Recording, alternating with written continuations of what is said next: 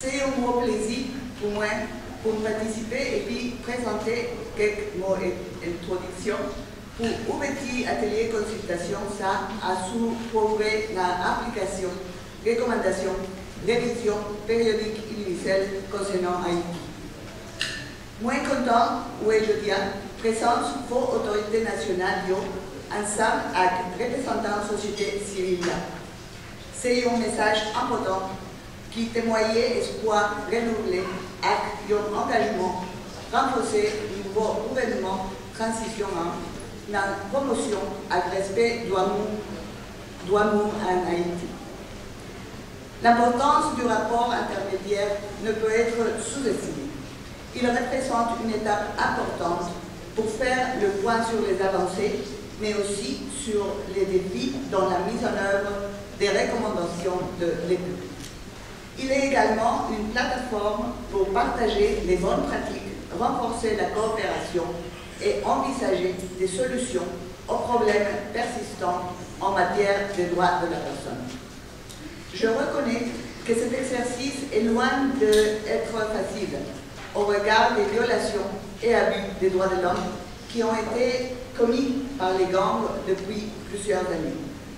Meurtres, viols, enlèvements des citoyens, mais aussi attaques et saccages des bâtiments publics, commissariats de police, tribunaux, hôpitaux, écoles, ne sont que quelques exemples. En face de cela, il y a une administration qui a vu ses personnels quitter le pays en masse et faire face à des grèves répétitives, notamment dans la justice. Mesdames et messieurs, depuis l'établissement en 2003 de l'examen périodique universel, la République d'Haïti a déjà achevé 3 examens dans ce cadre-là.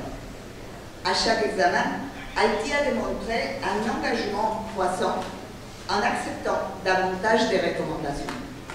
122 recommandations en 2011, 205 recommandations en 2022. Parmi ces dernières recommandations, quelques-unes m'intéressent particulièrement. Il y a d'abord les recommandations concernant les politiques publiques de lutte contre la pauvreté et les inégalités sociales et économiques. Elles sont déterminantes pour traiter les causes profondes qui sont le terreau de la crise que connaît le pays. Il y a ensuite celles relatives à la lutte contre la corruption. Des initiatives importantes ont été initiées, et notamment à travers le travail de l'ULCC. Mais le mal est profond. Pour éradiquer la corruption, la société civile et le gouvernement doivent travailler de concert. La première pour la dénoncer et le second pour la réprimer. Enfin, il y a la promulgation d'un plan d'action national sur les droits de la personne. Je sais que ce plan est finalisé. Sa promulgation par les gouvernements de transition serait un signal extrêmement fort envoyé à la population, aux acteurs de la société civile et aux partenaires internationaux. Mesdames et messieurs, l'engagement du binôme et de sa section des droits de l'homme envers le comité interministériel des droits de la personne, CIDP, et les autorités n'a pas faibli au cours de ces derniers mois en matière d'appui technique sur les questions des droits de la personne.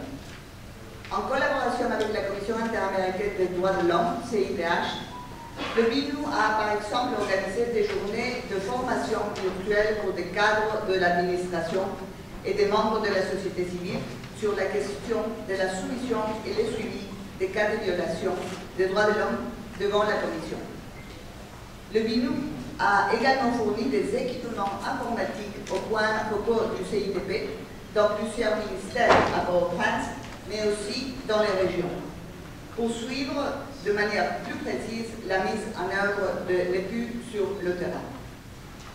Le BINU croit que le CIDP doit jouer et peut jouer un rôle crucial dans sa fonction de conseil auprès du gouvernement et des ministères sur les questions transversales affectant la pleine jouissance des droits des citoyens haïtiens.